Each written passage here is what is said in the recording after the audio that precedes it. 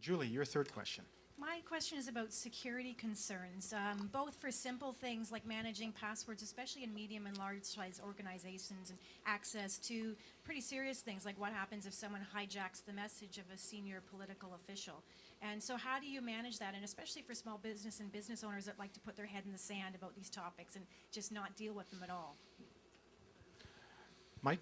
Information security is a very big topic to try to do a short answer on. I think fundamentally, good security policy is mostly about training, and it's mostly about posture, right? Understanding what security is for and what the risks are, and people are generally the weak points in technical security, and so making sure that your staff understands that there is a security risk. This is a missed starting point by especially small businesses, that there is in fact a risk, that there is in fact something that they need to consider is, like I said, often the starting point is sort of admitting you have a problem, right?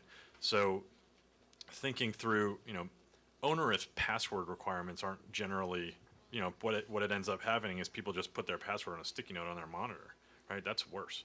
So, finding intelligent ways to educate people about what the risks are and what things, and then having a mitigation plan, right?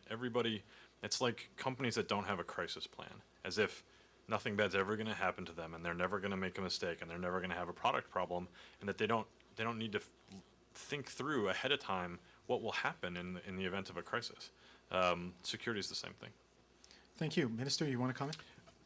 I think this, in my mind, there are two questions there, right? One is the security. Security is then always an issue.